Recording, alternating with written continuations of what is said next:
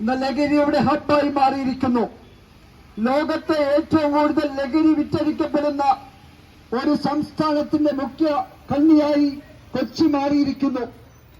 കേരളത്തിലെ കോളേജുകളും സ്കൂളുകളുമെല്ലാം ലഹരിയുടെ ഹബ്ബുകളായി മാറുന്ന ദയനീയമായ ചിത്രമാണ് ഇന്ന് കേരളത്തിൽ കാണുവാൻ കഴിയുന്നത്. പ്രിയമുള്ളവരെ, കഴിഞ്ഞ കാലങ്ങളിൽ നടന്ന പഠനം തെളിയിക്കുന്നത് കേരളത്തിലെ 1057 സ്കൂളുകളും കോളേജുകളുമൊക്കെ ലഹരിയുടെ മാഫിയയുടെ പിടിയിൽ അമർന്നിരിക്കുന്നു എന്നുള്ള വേദനിക്കുന്ന, ഉത്കണ്ഠപ്പെടുത്തുന്ന, ഭയപ്പെടുത്തുന്ന റിപ്പോർട്ടുകളാണ് കേരളത്തിൽ വന്നുകൊണ്ടിരിക്കുന്നത്. കേരളത്തിലെ എക്സൈസ് കമ്മീഷണർമാർ, പോലീസ് കമ്മീഷണർമാരടക്കം ഭയത്തോടുകൂടി കേരളത്തിലെ ലഹരി മാഫിയയെ കാണുന്ന ഒരു കാലഘട്ടമാണിത്. നമുക്കറിയാം, 29 ബാറുകൾ മാത്രമായി അവശേഷിച്ച കേരളത്തിൽ ഇന്ന് 825 ബാറുകൾ പ്രവർത്തിക്കുന്നു. കേരളത്തിലെ ടൂറിസ്റ്റ് കേന്ദ്രങ്ങളിലെല്ലാം ലഹരി യഥേഷ്ടം ലഭിക്കുന്ന സാഹചര്യം കേരളത്തിൽ ഒരുക്കപ്പെടുകയാണ്.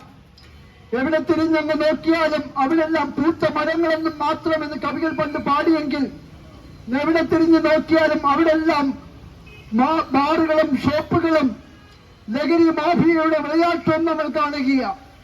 പോലീസും എക്സൈസും ഒക്കെ നിഷ്ക്രിയത്വത്തോടെ നോക്കി നിൽക്കുന്ന ഭയാനകമായ ഒരു കാഴ്ചയാണ് കേരളത്തിൽ കാണുന്നത്. പ്രിയമുള്ളവരെ, അധ്യാപകർ, ഹെഡ്മാസ്റ്റർമാർ, പ്രിൻസിപ്പാൾമാരും അടക്കമുള്ളവർ വിദ്യാർത്ഥികളോട് ലഹരിക്കെതിരെ സംസാരിക്കുവാൻ ഭയപ്പെടുന്ന ഒരു കാലഘട്ടത്തിലൂടെ നമ്മൾ കടന്നു പോകുക.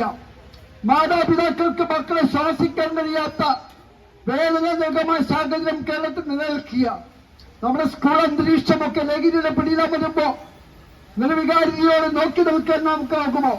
മദ്യം കഴിച്ച് ലഹരി കഴിച്ച് വീട്ടിലേക്ക് ഏഴ് വരുന്ന കുട്ടികളെ ഓർത്ത് വിലപിക്കുന്ന മാതാപിതാക്കളെ നമ്മൾ കാണുകയാണ്.